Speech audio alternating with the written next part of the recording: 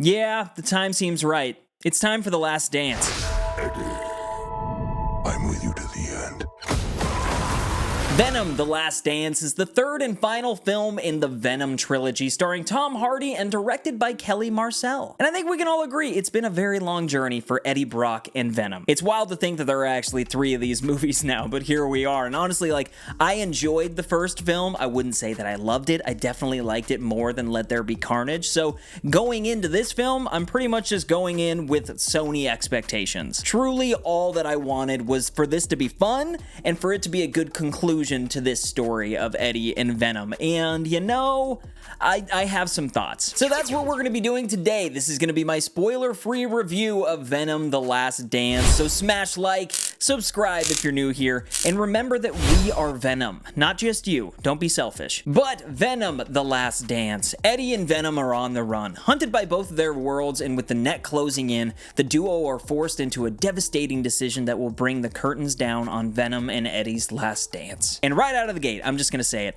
I was pleasantly surprised by this movie. It's easily my favorite one out of the trilogy, and there are a lot of reasons for that. Really, just to zoom out, this whole Venom thing has always been very interesting to me. Like, the first one was fine, I just didn't really understand why it did as well as it did. Honestly, I remember just being a little bit frustrated, and what brought on that frustration was just seeing the clear dip in quality between that movie and then, like, the MCU movies that were coming out, or some of the other comic book genre films that were coming out. It was very clear that Sony wanted to do their own thing with the Spider-Man IP, and you get that it's a valuable property, but if you're making a Spider-Verse movie without Spider-Man, it's gotta be good. And what I saw from the first movie was just kind of another run-of-the-mill anti-hero film that prided itself on its CGI more than its plot. But the more I've thought about it, and you know, just like growing up in the 90s, there is a place for these types of movies. I really think that I was a little bit hard on the first film, especially after seeing the second film. Like, it made me appreciate the first one a little bit more. What's really grown on me over the years is Eddie and Venom's relationship. They have been on this ongoing journey. We continue to see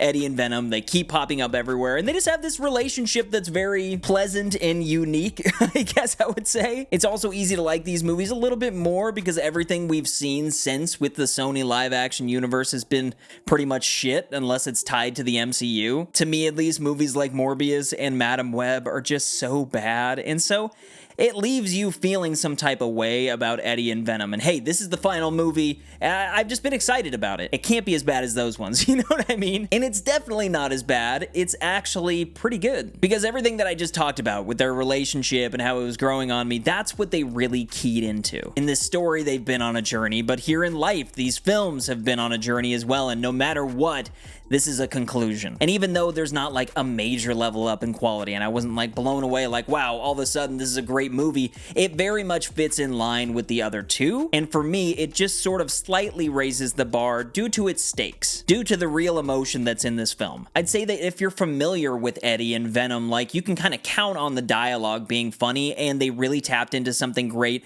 by making this a road trip type movie, and that causes for some very funny little scenarios that they get themselves into, and some very funny moments. But what you wouldn't expect is just the heart and soul of this film. It's pretty damn emotionally effective. I really am a pretty big softie, so it could just be me, but as we get into the final act of this movie, I mean, it's a very sweet send-off and conclusion to this whole thing. And then you have an actor like Tom Hardy, when given some solid dialogue to work with in some dramatic moments, he really shines. He's a phenomenal actor. We all know this. And something else that was kind of blowing my mind is that they've just consistently elevated Venom's look. You know, I mean, these movies kind of have a tendency of just being a big CGI fest, but Venom truly looks great in this. There are some moments with Venom's face that you're just like, gosh, dude, that is just crazy. And it causes for some emotional moments just between him and Eddie, because you can truly see these two buddies having this conversation, and it's wild and it's wacky and it's fun because he's an alien, but again, you can feel it because he's Eddie's alien, you know? And they are best buddies. They're bonded. They're basically family at this point. And we see in this film that that really means something, plot-wise as well as emotionally. But another thing that I really enjoyed here was the darkness chasing Venom. Both Eddie and Venom are on the run from something, and it's not a spoiler. If you've seen the trailers, you'll know that Noel is a part of this movie, and the way that they weave him in is freaking sweet, or at least it was to me. Noel was not dull, if you know what I mean.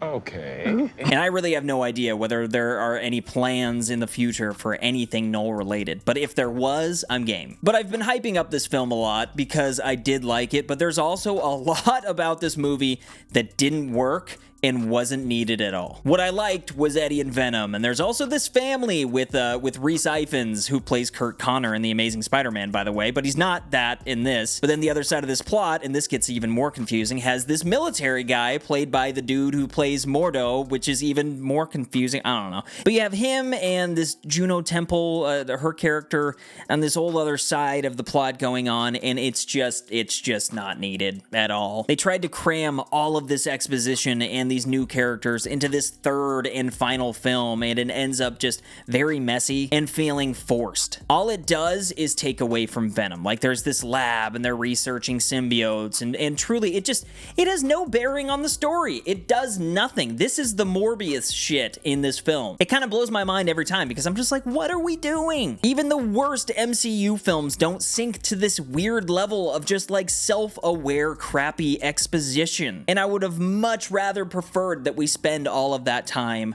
with Venom and Eddie. Give us some more, because I can't imagine what those emotionally effective moments would have been like had we had more time to explore it. But there's really no reason to like make a fuss about it because it's over. The Venom trilogy is over. It was what it was, and you know, in the end, I think that this was the best film of the trilogy. I at least had a good time and I walked out with a smile on my face. I'm sad to see Tom Hardy and Venom go away, but I also would love to see him take his career in a different direction now because he's such a badass, dude. All in all, I think the Venom The Last Dance is funny, it's heartfelt, it's got some really cool set pieces, and had more ideas than wrong ones, and I can't really say that about the other two. If you weren't a fan of the first two, maybe this one will surprise you like it did me, and if you enjoyed the first two, I think you're gonna love this one. But one other thing to note, there are two post-credit scenes, or I should say a mid-credit scene and a post-credit scene, so you're gonna want to stick around for those. I don't know how much importance they're going to play in the future, but they're definitely worth staying and watching. And as always, my friends, as I wrap this thing up, I do want to give my Jones Vibes star rating.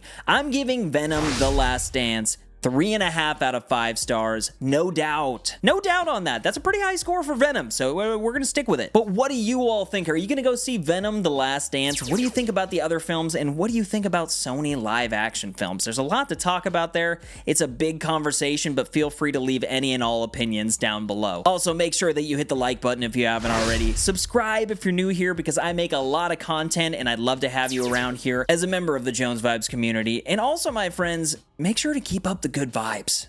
Peace!